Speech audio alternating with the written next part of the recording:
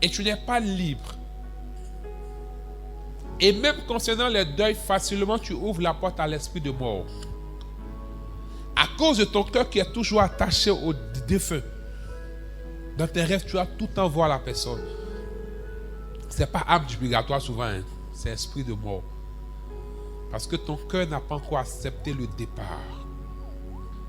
Et dans ton âme, la douleur de la séparation s'est logée dans ton âme.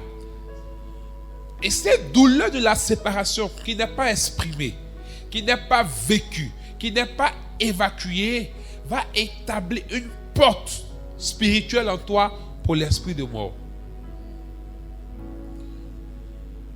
Voici des conséquences que peuvent créer les liens émotionnels que nous tissons, que nous créons, les situations qu'on refuse de relâcher. Et quand on vit ça, la première chose, ça pollue notre système émotionnel. L'homme a un système nerveux. Tu as un système émotionnel qui est composé de tes émotions, de tes sentiments, de ton affectivité, de ta volonté même, et aussi de tes pensées. Et ce système émotionnel-là sera pollué. Parce que pendant que tu prends ton temps à ressasser et à méditer le mal, les souffrances qui sont passées, ce qu'on t'a fait, et tu souhaites le malheur ou que quelqu'un vive la difficulté, tu es en train d'apporter des informations à ta pensée pour dire que toi, tu es une personne de vengeance.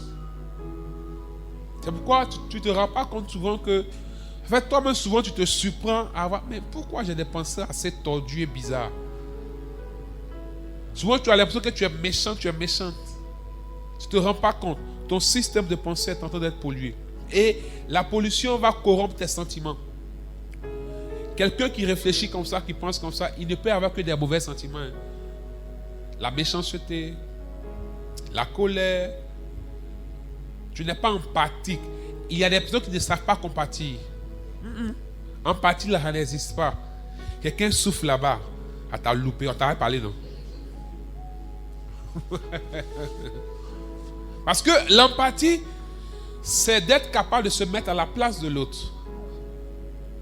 C'est mettre ses pieds dans la chaussure de quelqu'un pour essayer de comprendre, de sentir et de vivre ce que la personne vit.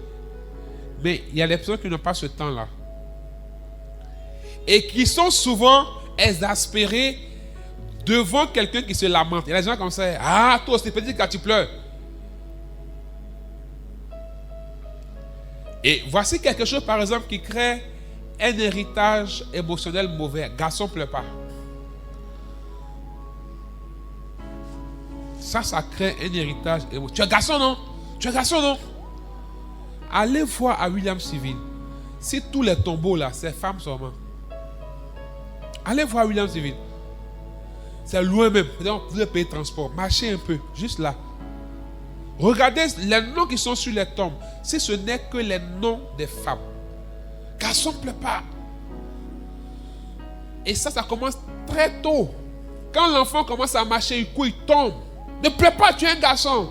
C'est une mauvaise information qui établit un mauvais héritage. Pourquoi un garçon ne pleure pas?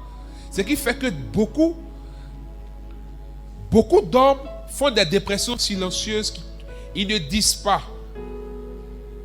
Et ils font des dépressions silencieuses et ils sont irritables. Ils ne sont pas aimants envers leur épouse, envers leurs enfants.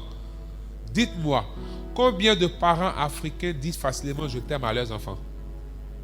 Ça fait combien d'années tu as dit je t'aime à ton enfant?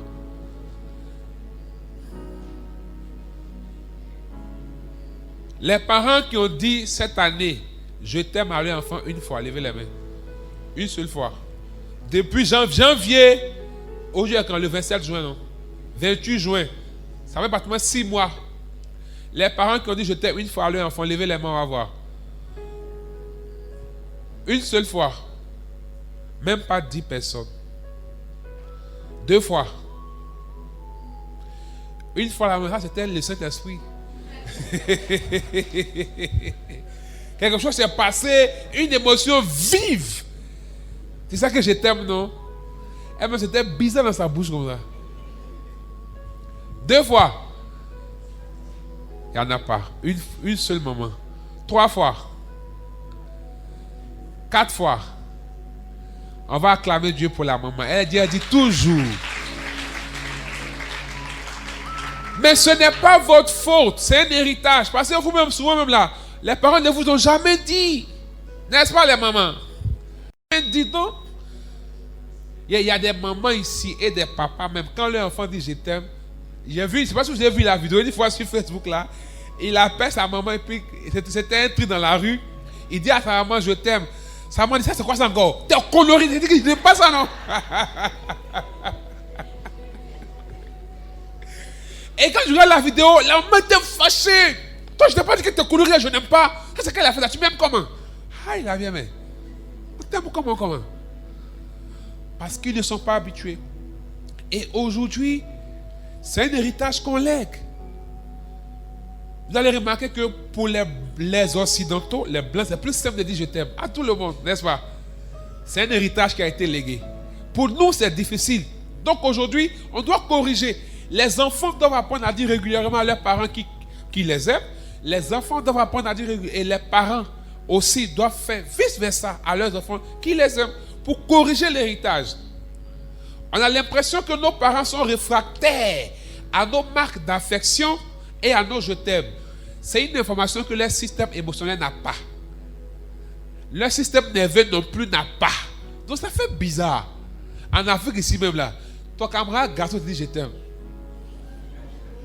Ah, c'est qu'elle a fait ça. Si même comment?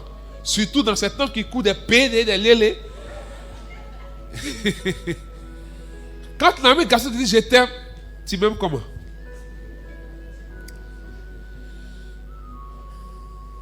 Imagine 2 garçons qui sont couchés, ils vont mettre leurs pieds, l'un met son pied sur l'autre. Les garçons trouvent ça bizarre. Oh, les femmes, elles sont couchées. C'est une information que notre système affectif n'a pas. C'est une information que notre système émotionnel n'a pas. Notre système nerveux n'a pas. Regardez l'attitude des parents occidentaux vis-à-vis de leurs enfants et des parents africains vis-à-vis de leurs enfants dans la petite enfance, entre 0 et 5 ans.